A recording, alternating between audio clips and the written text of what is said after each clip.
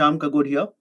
Now, before I start the discussion, if there is no issue with the sound, please give me a thumbs up so that I know that I'm audible and we can start the discussion. Done.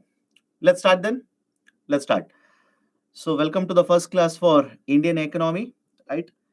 We are going to discuss a lot of concepts, lot of topics from GS paper 3 and the syllabus that we'll be covering. Right? I'll show you the list of the topics that we are going to cover. Don't worry. The syllabus that we are going to cover, it is for both UPSC preliminary examination, that is civil services prelims examination, as well as mains examination. Now, before I start the discussion, here is a very important announcement. I believe all of you have received a feedback form for the quality classes which have finished for you. Right? There's a list, the last class. Please fill up. Provide your honest feedback. Right. So don't forget to provide the feedback for the quality classes. Now, with that announcement, let's start. So to begin with, I just want you to have a glimpse of the syllabus as well as what should be the preparation strategy for the Indian economy. Now, why Indian economy is important? Why should you read this subject for civil services? This is a very important reason. Look at the number of questions which have appeared in both mains as well as the prelims. And just because I've given it in the graph, it looks nice. Don't start by hearting everything. Right? Will UPSC ask you? Will UPSC ask you this particular graph? Absolutely no. You don't have to by heart. Right? Many of the students will basically say, sir, whatever you have given in the PPT, I simply by heart everything. Not required. Not at all needed. But it is important. Why?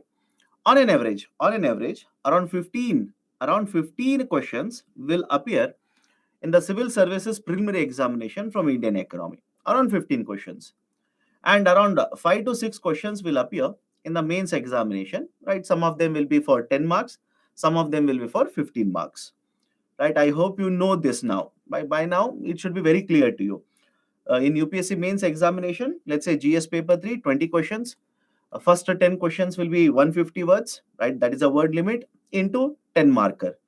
And the next 10 questions will be 250 words into 15 marker. So some of these questions will come in the 10 marker and some questions on the 15 marker.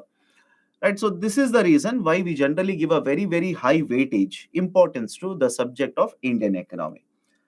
And if you look at the questions which have appeared, which I would strongly recommend you to do, and we will also be looking at what kind of questions have come, how do you solve, is it relevant to what you're studying in the classroom, right? What should be your preparation strategy? We'll have a discussion. Please don't worry about it. I would recommend this to you. Please be very careful with your current affairs. I tell this to every batch that I come across, not just to your batch. I tell this to every batch that I come across. Be very careful with your current affairs. Because many of the students have this strategy wherein they'll simply say, sir, I read this book, right? Book A. I read book B. I studied book C. So I've studied 3 books. I revised it twice from all of the books, right? Is it sufficient for me to write UPSC examination? I would simply say, don't read multiple books. Don't read multiple books. Use only one reference book more than sufficient.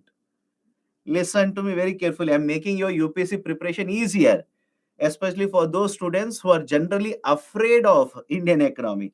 I know there are many students who will simply say, sir, Indian economy, right? I've never understood and I'm always afraid of economy.